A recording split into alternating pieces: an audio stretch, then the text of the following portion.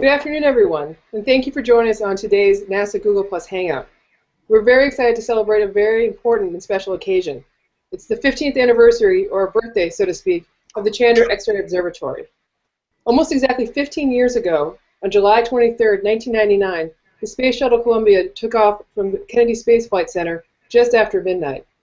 At the helm of the mission, known as STS-93, was Eileen Collins, the first woman ever to lead a NASA mission into space. STS-93 was also historic for what was in Columbia's payload bay, the Chandra X-ray Observatory. The Chandra X-ray Observatory is NASA's crown jewel for X-ray astronomy. Chandra is also one of NASA's great observatories, along with the Hubble Space Telescope, Spitzer Space Telescope, and Compton Gamma Ray Observatory. The Chandra X-ray Observatory has exquisite X-ray resolution and sensitivity, which allows it to see objects such as the debris from exploded stars, matter falling into black holes, and galaxy clusters that are filled with hot gas. We are very fortunate to have a distinguished panel of guests today to explain and explore Chandra's 15 years in space and in science. In fact, these are some of the people who conceived of, built and developed, and tested Chandra on the ground. We also have guests who are actively using Chandra to better explore our universe today and continues to make scientific discoveries. Before I introduce our panelists, though, I do want to bring up a graphic that will display two websites that have a wealth of information that you can explore during today's Google Plus Hangout. If I could have those two graphics with those two URLs. There's the nasa.gov/Chandra and also chandra.si.edu/15. And also, if you are interested in asking a question today, you may use the Ask NASA hashtag or leave a comment on the Google Plus events page. Now let's meet our speakers. Harvey Tannenbaum is a senior astrophysicist at the Smithsonian Astrophysical Observatory in Cambridge, Massachusetts, and also the former director of the Chandra X-ray Center. Stephen Odell is the deputy project scientist for Chandra at the Marshall Space Flight Center in Huntsville, Alabama. Julie Blavacek-Laurando is an assistant professor of physics at the University of Montreal in Canada. And Scott Wolk is an astrophysicist also at the Smithsonian Astrophysical Observatory. Without any further ado, let me turn it over to Harvey to get us started. Harvey? Thanks, Megan. It's really great to be here today and have a chance to talk about Chandra, which of course is very, very special to me.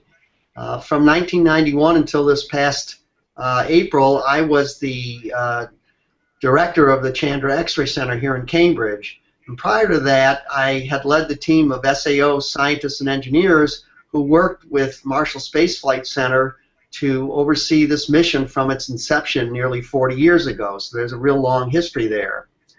We have this first animation. This is a picture showing that Chandra, in fact, is a space mission.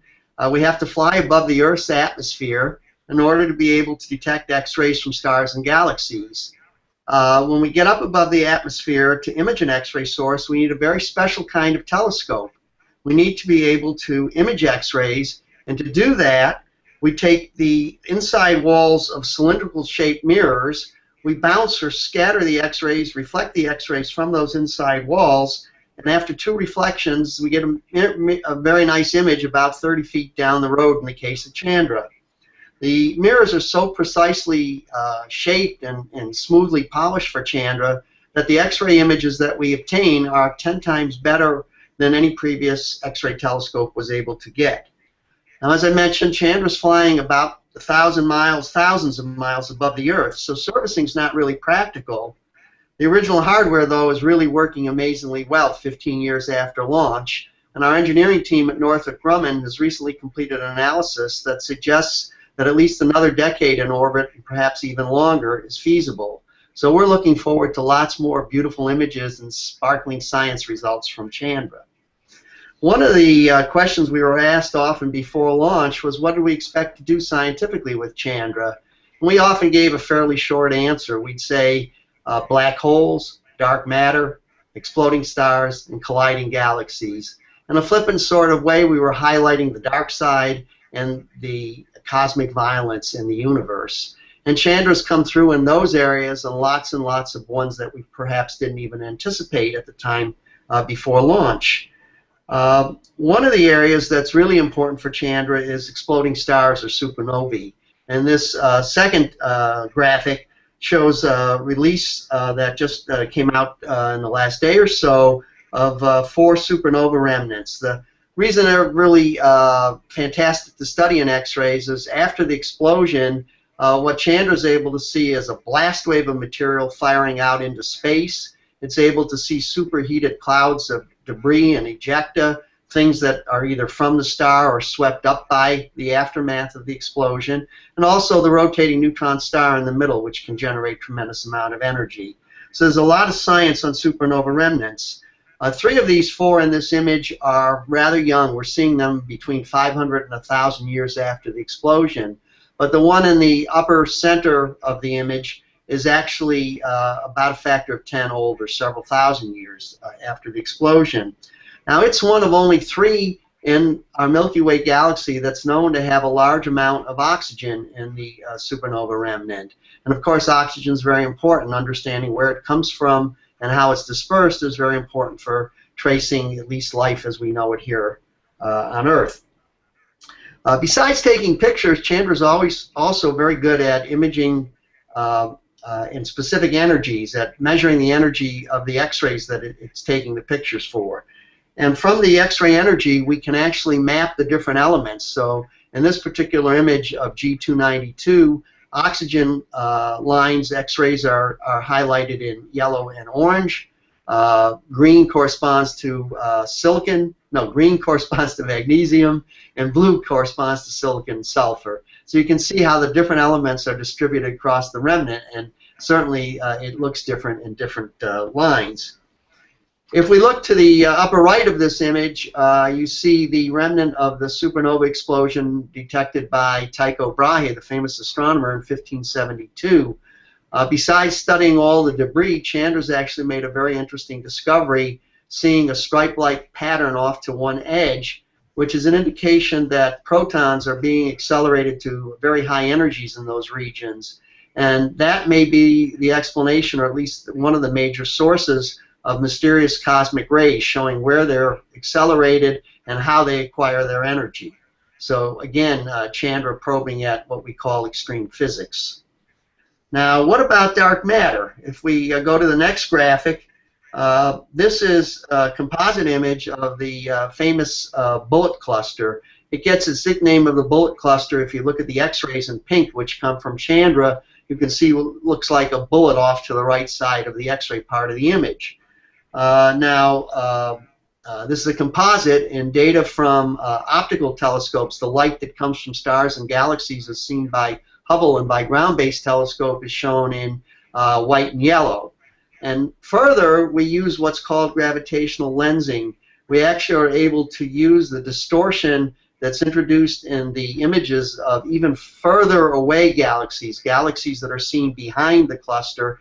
When we look through the intervening material in the cluster, the gravity from the cluster material distorts the shape of those background galaxies. And by studying that, we can actually map the gravity field and the matter that's generating the gravity in the cluster.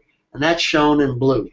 And what you should see in this image is that the blue, most of the gravity is coming from material which is offset, which is spatially located different from the pink, which is the ordinary matter, the hot gas that generates the X-rays.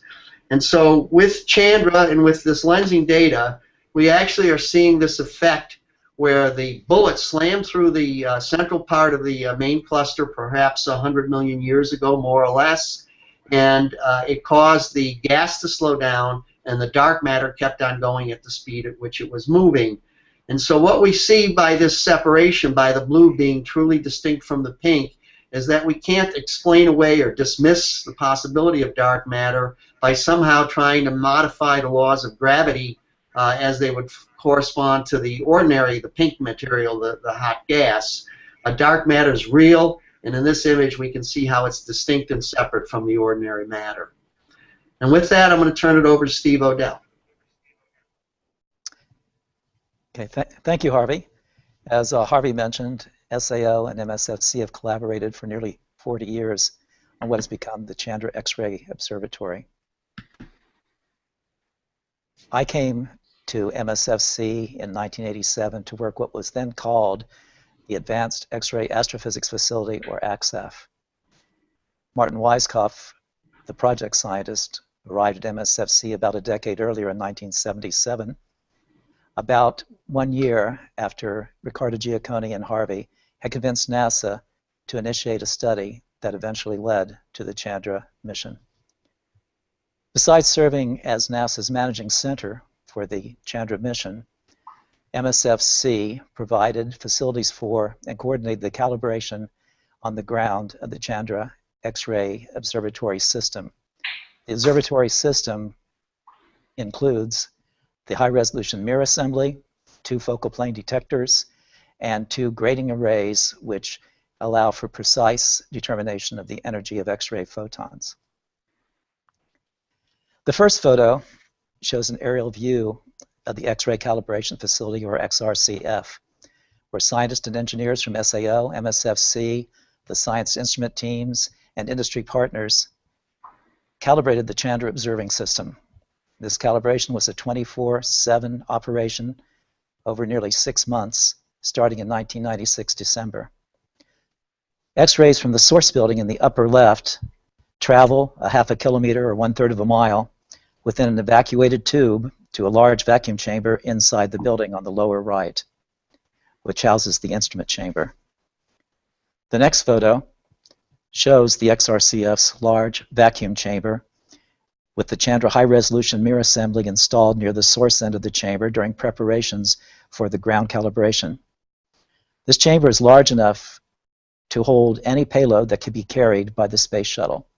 In fact, Chandra was, I believe, the longest payload ever carried by the space shuttle, and it was carried by the space shuttle Columbia. The XRCF has been used for testing X-ray and also visible light optical systems for several projects, most recently for the cooled mirrors of the James Webb Space Telescope to be launched in 2018. One of the most studied celestial objects in every spectral band is the Crab Nebula. This is the remnant of a supernova explosion that was observed in 1054 by Chinese astronomers. In this composite image of the Crab Nebula, red and yellow indicate visible emission observed by the Hubble Space Telescope. Purple indicates infrared emission observed by the Spitzer Space Telescope, and the blue is X-ray emission observed by the Chandra X-ray Observatory. While many supernova remnants are powered by the original explosion, the Crab Nebula is powered primarily by the pulsar, a rapidly spinning, highly magnetized neutron star. This neutron star is the collapsed core of the pre-supernova star and has a density similar to that of an atomic nucleus, about 100 trillion times denser than water. The X-ray image in blue most clearly shows the pulsar wind nebula. These X-rays are emitted by highly relativistic electrons spiraling in the magnetic field. The pulsar wind nebula emits this so-called synchrotron radiation across the electromagnetic spectrum, from radio to infrared and visible to X-ray and gamma ray. However, as electrons emitting the X-rays and gamma rays lose energy more quickly, the nebula is more compact at the higher energies, which is why the blue does not fill the full nebula. The next image is that of the X-ray emission alone. And we see the complex structure of the pulsar wind nebula. And I should emphasize that in X-rays, only Chandra can observe this structure because of its excellent resolution, its ability to see objects that are closely spaced together. The rapidly rotating pulsar, which is represented by the white spot in the center, drives a relativistic wind into the surrounding nebular material, creating a so-called termination shock, which is the inner ring, which feeds synchrotron-emitting electrons to the surrounding torus and the remainder of the nebula. Adding to the complexity of the pulsar wind nebula is the jet, or the tail, toward the lower left. The final graphic is an X-ray movie of the Crab pulsar wind nebula, comprised of Chandra images obtained over a 7-month period. This movie illustrates that the structure of the pulsar wind nebula is not only complex but quite dynamic. Chandra images exhibit significant changes near the inner ring, and I think you can see the material moving outward, on timescales of weeks, and in the torus and jet on timescales of months to years. Thus, X-ray studies of the crab benefit not only from Chandra's exceptional imaging, but also from the longevity of the mission as we are now in our 15th year. Next, Julie will tell you a little about Chandra studies of supermassive black holes. Julie? Thank you very much. So I started using Chandra back in 2009 when I moved to the University of Cambridge for my PhD. And since then, Chandra has really played an important part in my research, which has been to study supermassive black holes. So the question you can ask is, how do we actually use Chandra to study supermassive black holes? And to actually, if you think about it, black holes, as the name indicates, are objects for which gravity is so strong that nothing can escape, not even light. So how can we use X-rays, and hence Chandra, to study these objects? To show you this, I'm going to use the next animation, which will be shown, should be shown right now. So this animation illustrates the galaxy, and what we're doing here is we're actually zooming in towards the central parts of this galaxy. And we're zooming in so much that we're going to focus on a tiny region that's about 1 billion times smaller than the size of the galaxy, so really tiny. And what do we find? We find a supermassive black hole. So we think that all galaxies, at least all the massive galaxies, harbors one of these monsters at its center. And so what's interesting in this picture here is what we're witnessing is the presence of an active supermassive black hole, in the sense that it's a black hole pulling in matter and slowly consuming it. And when this happens, what's interesting is that the matter gets heated up to very high temperatures due to friction. And I'm talking about 10 million degrees Fahrenheit, so very, very hot. And when matter is this hot, it's going to emit a lot of X-rays. So this is how we use X-rays to study black holes. We use them to study the gas very near the black holes, and this informs on properties of the black holes. Now, what's also really interesting, and that's shown in this animation, if we zoom out a little bit more, so what we see is a presence of 2 jets. So these jets here are made of very energetic particles, and we often detect them through their radio emission. And what's interesting is that these jets can be powerful. I mean, very, very powerful. And I'm going to prove this to you in the next image. So the next image, what we're going to see is an image of 2 galaxies here. So the galaxies are traced by the pink colors in this image. So please note that the color scaling here is different than the ones previously used. Pink means galaxies here, it's tracing the optical light, whereas the blue means the radio emission. And this is tracing the jet of very energetic particles. So what's happening in this image is that one of the galaxies, the one towards the lower left part of the image, harbors an active supermassive black hole. This black hole is generating the jet that we see in the blue colors, and this jet is so powerful that it can not only extend beyond the host galaxy, but it extends all the way out and crashes into the second galaxy, so the second pink blob. And so this is just how powerful a black hole can be. This is what they can do. And in the context of powerful black holes, there's actually a very interesting and maybe one of the most unexpected discoveries Chandra ever made, and this relates to galaxy clusters. So in the next image, what I'm going to show you is an optical image of MS0735, which is a very famous cluster of galaxies.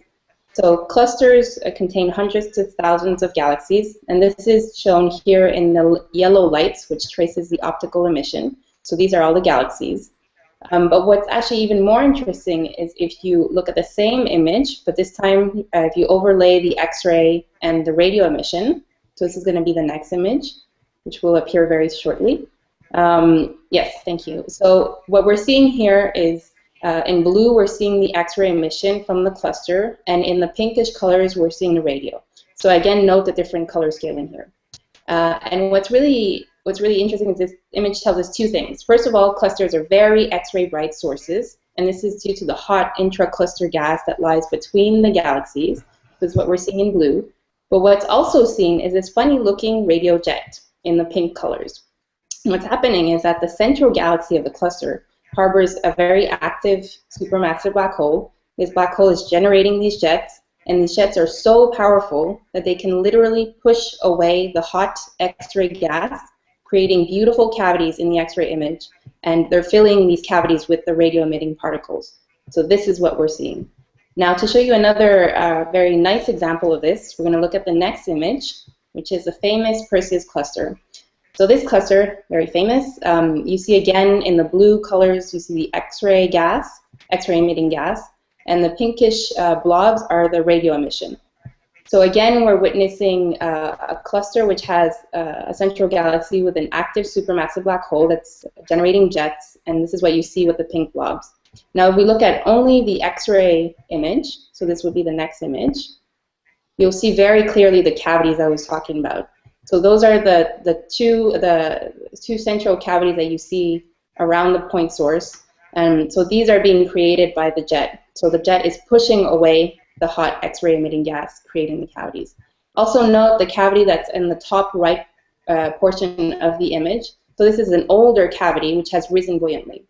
And Chandra's legacy has really been to discover many of these cavities in many clusters of galaxies. And this has really impacted our understanding of black holes because it shows that black holes have a very important impact on our surrounding medium in many systems, and that if we really want to understand galaxies and clusters, we must first understand black holes. So I'm going to leave it here, and I'm going to pass the mic to Scott. So go ahead. All right. Thank you, Julie. I have been part of the Chandra Science Operations team for about 18 years. My group is responsible for the day-to-day operations of the scientific instruments, and my specific roles are pretty varied. In addition to monitoring the scientific instruments, I spend a lot of time helping observers to understand what Chandra can do and how to get the most out of their observation. And I help organize the group of scientists from all over the world who evaluate proposed science and decide what actually gets done by Chandra. Personally, my scientific focus is on star and planet formation.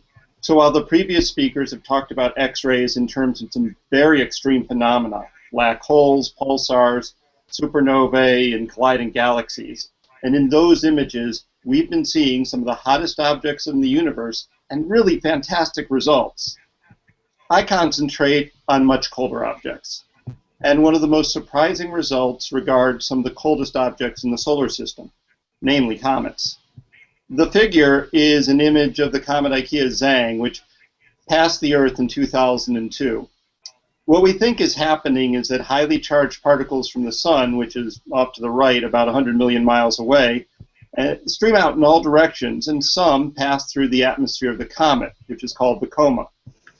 This is essentially full of water molecules, and the positively charged particles from the sun are highly attracted to the electrons in the neutral water. They transfer, or you might say steal, electrons from the water as they pass through the comet's coma. The stolen electrons move towards the center of the new particle, and as they do this, they release an X-ray of a very particular energy which we can measure. And in doing this, we identify the exact particle from the sun that stole the electron from the comet. And the shape in this image is caused by the absorption pattern of those particles from the sun passing through the comet, and that tells us both about the sun and about the comet. In addition to comets, almost all the planets in the solar system, from Saturn on in, have been detected by Chandra, along with a few moons. And each one has a different story to tell about what physics is going on in between the sun and the atmosphere of the moon or planet. And while learning about the sun this way and how the planets interact has been very exciting, I think one of the most tantalizing discoveries has come from something that we didn't know existed when we started building Chandra: planets around other stars, called exoplanets. Just like planets that have been discovered when they block optical light from other stars, we've found that exoplanets can also block X-ray light from other stars. What the slide is showing is both data and an artist's conception of what the light changes in these other stars are telling us. What we see is that as the star gets fainter, well, what we see is the star gets fainter when the planet is in front of it. The big surprise is that the eclipse, which is called a transit, is deeper and wider when viewed in X-rays than in optical light. And what this means, simply put, is that the diameter of the planet at X-ray wavelengths is bigger than the diameter of the planet at optical wavelengths. And what that means is above the visible atmosphere is a very large, very thin atmosphere, half again the size of the visible planet. And what we think is going on is that the atmosphere at these altitudes is being boiled off into space by the host star, which is only a few million miles away. And right now there are observations being performed to improve the quality of this data and confirm this hypothesis. And now I'm going to send it back to Megan, who has been getting questions from all the various social media. Thank you, Scott, and thank you to Harvey, Julie, and Steve for your excellent presentations. But just to recap before we go to questions and answers, what this Google Plus Hangout is all about, we are here celebrating the 15th anniversary of the Chandra X-ray Observatory, one of NASA's great observatories, which is currently in space and taking fantastic images and other data from X-ray sources across the universe. And if you're watching and you want to ask a question of our panelists today, you can use the Ask NASA hashtag, or you can leave a comment on the Google Plus events page that is, I believe, was circulated through NASA. So please, if you're interested and you haven't already sent your question, please do so. But we do have several questions already, including, we'll start with one for Harvey, which says, Harvey, what observation during the whole project of Chandra's lifetime would you consider the most revolutionary? That's not really a fair question because many of the observations revolutionized our thinking and our understanding of the systems we were looking at. So it's a case of each individual probably has his or her favorite area. To me, in some ways, the most significant was the first formal image that we took, the official first light image, which was a short exposure of the supernova remnant Cas A, and we saw this little dot building up in the center in real time on the screen.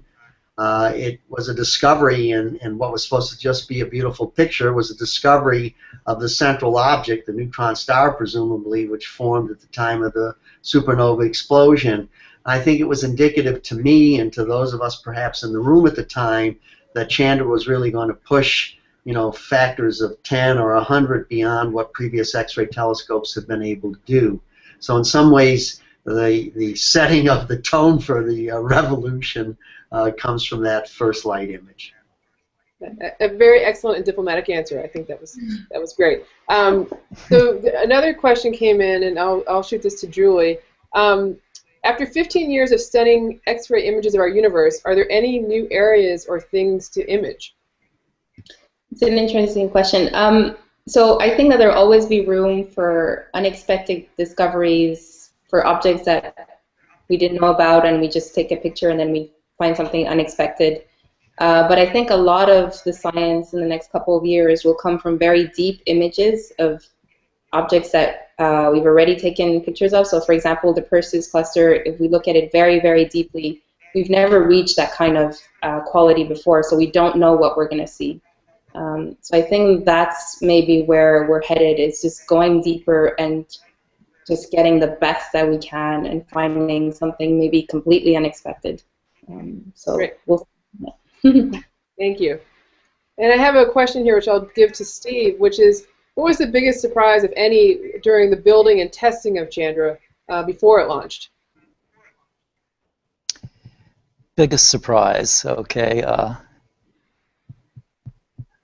I guess one thing that disturbed us briefly was we had difficulties with opening the door of one of our detectors called the ASIS, and that ultimately was resolved, but it was quite worrisome prior to launch. And so we were all relieved on, I believe it was August 12th of 1999, when the ASIS door opened and we started to get the first X-ray photons on the CCDs.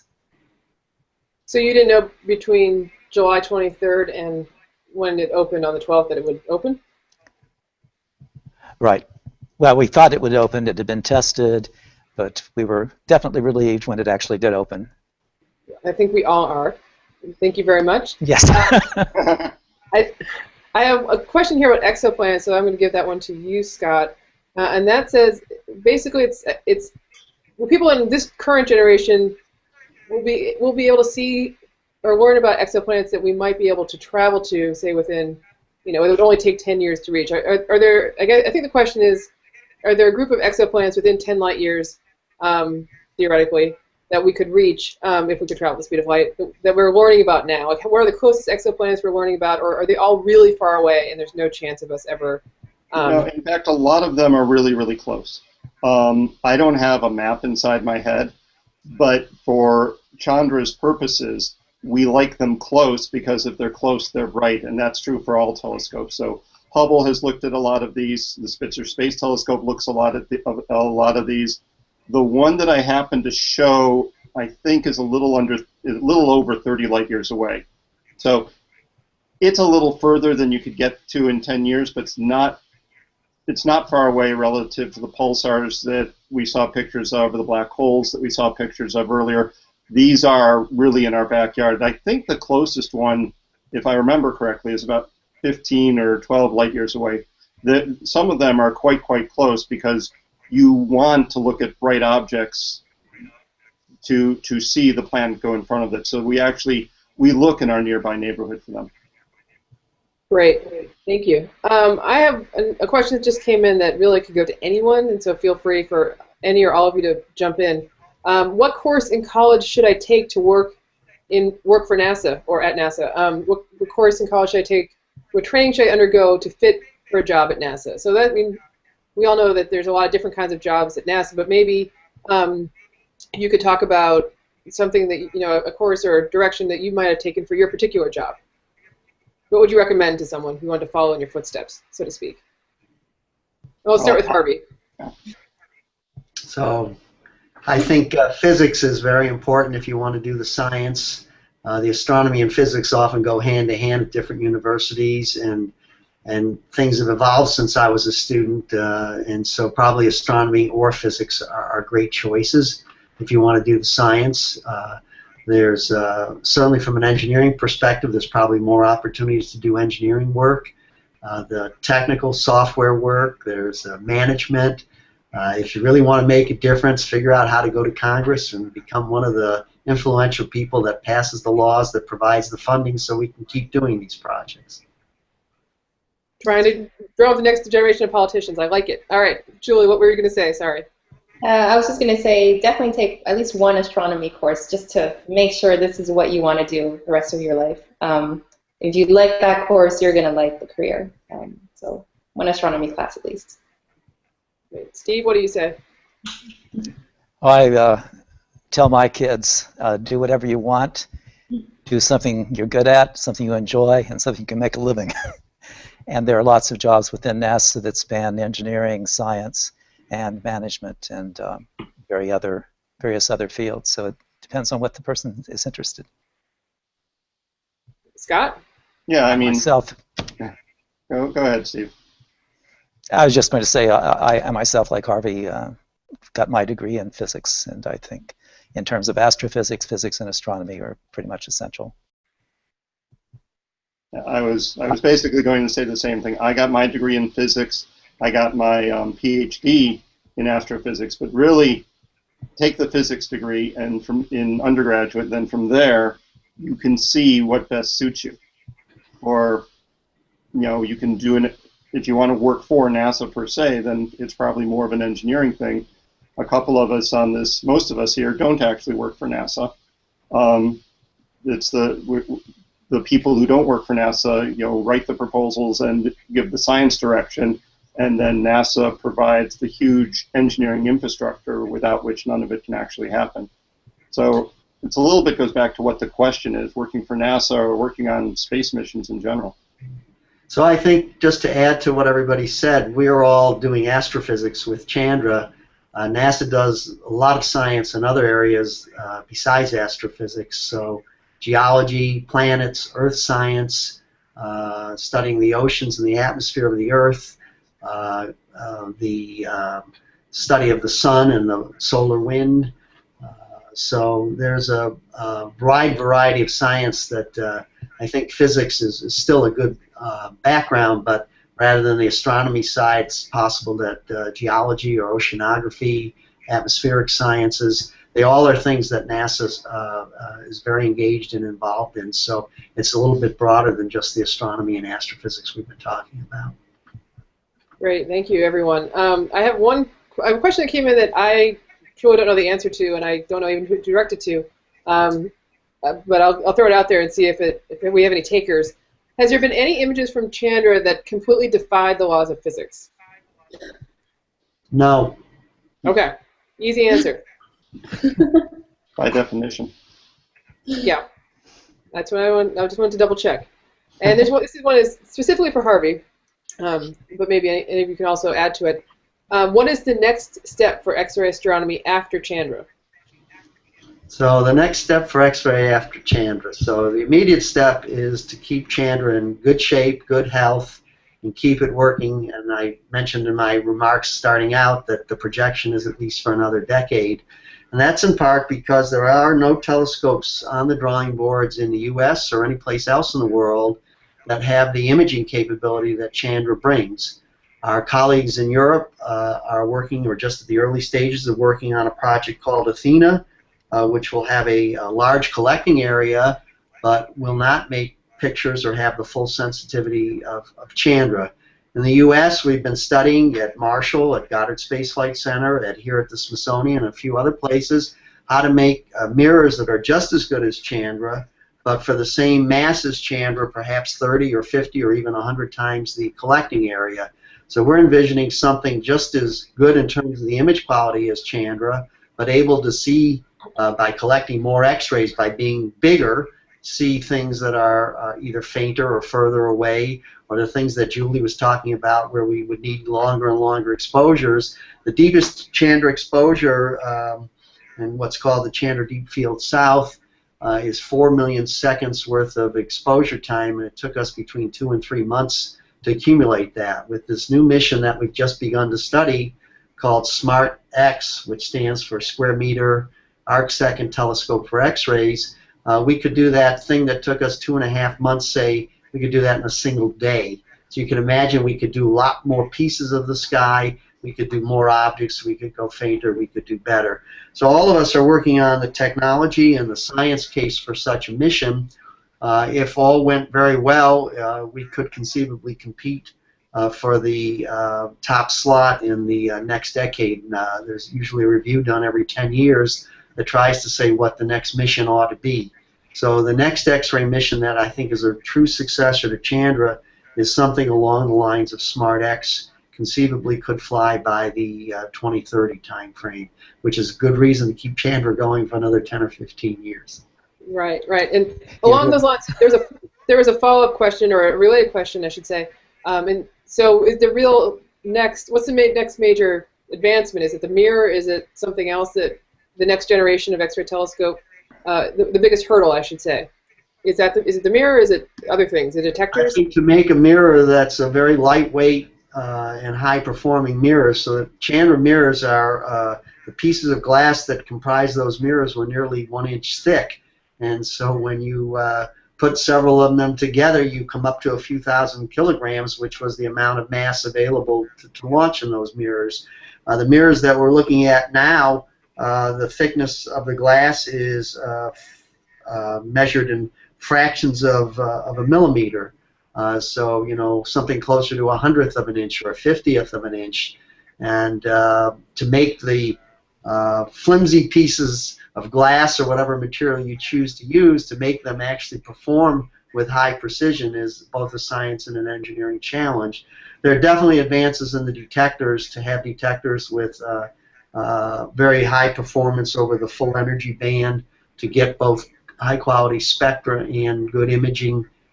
So there are numbers of different technology research projects on the detectors as well, but I think the single most challenging is to make this next generation of X-ray mirrors, which is really going to be a technical breakthrough. Right, right, right. Well, yeah, like you said, a great reason to get another 15 years out of Chandra, because there's so much we can do. This next question is about stellar mass black holes, and I'm going to throw to you, Julie. But it basically is asking how many stellar mass black holes have we found with Chandra. But before you answer that, maybe you could just explain how there are different sizes of black holes that we know about. Yeah, so I was talking mostly about supermassive black holes, so the really big ones that have a mass of at least 1 million times the mass of our sun, so very big massive black holes. But there are actually a very different kind of black holes, which we call the stellar mass black holes. So these are a couple times the mass of our sun, up to, let's say, 20 times the mass of our sun. And we know so far of maybe 30 systems in our Milky Way, and some of which have been found through their X-ray emission. So the way it works for those small black holes, we think that they come from, well, we know that they come from the death of stars, of very massive stars. And what happens is that sometimes these stars are going to be in binary systems. So there's going to be this star that just blew up in supernova, created a black hole, and then you have another star that's orbiting around it. And sometimes these two can get so close that the gravity of the black hole distorts the star, and the matter of this star slowly gets accreted onto the black hole. And in the same case as what we saw with supermassive black holes, when a black hole starts accreting matter, this matter is going to get heated up to very high temperatures, and it's going to emit a lot of X-rays. So we can find these stellar mass black holes in these binary systems through their X-ray emission. And so we know of about 30, maybe 40 so far, still some to be confirmed, but there's a lot of progress there. The great thing about these systems is that they're much smaller, so they evolve much more quickly, and so we can see them changing in our lifetime. So that's very interesting. Yes, I think I hope that answers the question. I think that did. Thank you very much. And there, I just wanted to mention there is an elusive, maybe middle category of black holes that is still being discussed but not proven, called, well, astronomers call them intermediate mass black holes, but that's another story for another day. Another question came in, and I'll throw this to Steve. Is there anything about the telescope you'd change or improve if you could? Well, obviously, if we get even better resolution, that would be wonderful. The main thing, however, as Harvey mentioned, is the weight, that since the mirrors are an inch thick, it's very difficult to go to higher mass or higher collecting area without going to thinner mirrors, and that's the big challenge that, as Harvey said, Goddard, Marshall, and SAO and a few other places are working on now. And I think making them lighter would be the best thing. And can you just quickly explain why you want lighter? Is it because we have to lift it into the air and into the space, and so it's expensive? Yeah, it's right. We have to be able to launch it on a rocket and get it into orbit to get above the Earth's atmosphere to do X-ray astronomy. And so with the lift capabilities of various rockets, it's necessary to keep the total mass below some limit, and that means trying to get more. If we want to increase the area of Chandra by a factor of 30, we pretty much have to decrease the thickness by about a factor of 30 of the mirrors. And when mirrors get that thin, they're quite flimsy. So how does one hold them? And that's one of the issues that we're addressing collectively. Great. Thank you. I have a question here that any of you can answer, which is, if you know it, which I think you do, where did the name Chandra come from? So there was a contest. There was a contest that was run and advertised worldwide that I think we had somewhat over 6,000 entries with different possible names suggested. The people were asked to write a paragraph explaining why the name they were suggesting might be a good name. Röntgen, for example, was suggested because it was the person who discovered X-rays. But the Germans had already flown a satellite called the Röntgen satellite, ROSAT. So even though that name may have been the one suggested the most in the contest, it was essentially not eligible as a winner. The name Chandra was suggested by at least a couple of hundred of the 6,000 entries, and we ended up having to use the essays as tiebreakers. But Chandrasekhar was a very eminent Indian-born American astrophysicist who, as a, I guess, pre-doc or going into his doctoral studies, did calculations including special relativity and quantum mechanics, and basically calculated that a white dwarf star could have a maximum mass, which is the so-called Chandrasekhar limit. If you got beyond that, you get into the realm of a star collapses, and what collapses is more than about 1.5 times the mass of our sun. We now know you make neutron stars and black holes. So the kinds of things that are pretty bright X-ray sources, the things that we're interested in studying, were things that came out. Well, they didn't come out, but there were things that Chandra's calculations eventually led to us beginning to think about those kinds of objects, and other scientists as well. Chandra was his nickname for Chandrasekhar. Apparently in the Sanskrit language it also means luminous and is used to often describe the moon, so it has an astronomical connotation as well. The contest was actually won by a high school student. There were 2 winners selected. One was a high school student, the other was a teacher.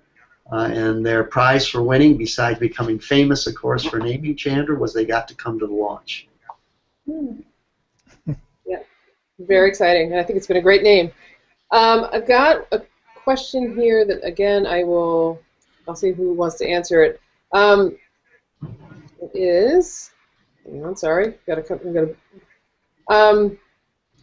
think that this person is referring to the recent advances that were made with the bicep results. It basically says, based on the images Chandra has gathered, does it have any impact on the theories for the beginning of the universe? I think they're asking, is there anything to do with, can Chandra contribute anything to the theory of inflation, the latest results, or is that a totally separate realm? Any takers? So in terms of inflation, I'm not sure, but in terms of our universe and how our universe is accelerating and expanding, it can do this, and it can do this with clusters of galaxies. And it does this by essentially finding clusters that are very, very far, and the number of clusters, the masses they have, will depend directly on how the universe has expanded and accelerated. And so you can get constraints using that. So it's not really inflation, but it's still, you're getting the bigger picture from doing that. And so again, clusters are very bright in the X-ray, and this is why Chandra is very useful for that. And that actually brings up a good point that I don't think we've touched on yet, which is that Chandra is really very important in the discussion about dark energy and investigating what dark energy, how it behaves and how it's affected the universe over, the course of the universe. So yeah, that's a very important topic. I'm glad actually you mentioned that, because it's something that Chandra is critical in doing, and we haven't talked about that yet. I'm going to throw this one to Scott, and that is, where did it go? It's basically a question of how does Chandra affect people in their day-to-day life? Is there some technology that impacts them based on Chandra, or is there some piece of knowledge that it doesn't probably impact on a day-to-day decision, but it's sort of, what's the sort of takeaway for the average person who may or may not be necessarily interested in the finer details of astrophysics? Is there a takeaway message that people can think about when they think of Chandra? Well, I think the takeaway, and this is a personal take, I think everyone else on the panel will have a different version of it, but we now have a reality of black holes. They were sort of science fiction concepts in the 60s and 70s. We have we can see what supernova remnants really look like, really how they act. My favorite single image from Chandra, and I know this was a question earlier, it wasn't to me, but it was the one that Steve showed of the crab. And the reason was, when I looked at that picture the first time when it was taken, I said, that's a drawing, right? I mean, you see the swirling, the stuff that's swirling around the pulsar and the jets shooting out and the skimming and the rings, and it's not somebody's imagination. What Chandra has given us is that's reality. That's really what's out there. And no, we can't go to a black hole, and we can't go to a pulsar, and we can't even go to the nearest exoplanet. But satellites like Chandra can take us there and show us exactly what it looks like. It looks like we're staring out a port of the Starship Enterprise, but no, that's really what we're seeing from Earth because we have this spectacular telescope. And a little more broadly speaking, NASA's fleet of spectacular telescopes. And they show us that this is the universe we live in. And we're just a small part of it, but we can take in all of it. So that's, like I said, a personal take. I could ask more questions, but I think that's a beautiful way to wrap up this Google Plus Hangout. I do want to take a moment to thank all of the panelists who came here today and who lent their expertise and experience to describe the very exciting things that Chandra's been doing for the past 15 years. I want to thank NASA social media for helping set this event up. If there are any further questions, I'm sure you can still continue to ask them via the Ask NASA hashtag, and we will do our best to answer them as they come in. Are there any last comments anyone would like to make, or otherwise we'll just sign up for today? We're good? All right, everyone. Well, thank you so much. We appreciate it. I appreciate your time, and enjoy the rest of your day. Thank you. Thank you.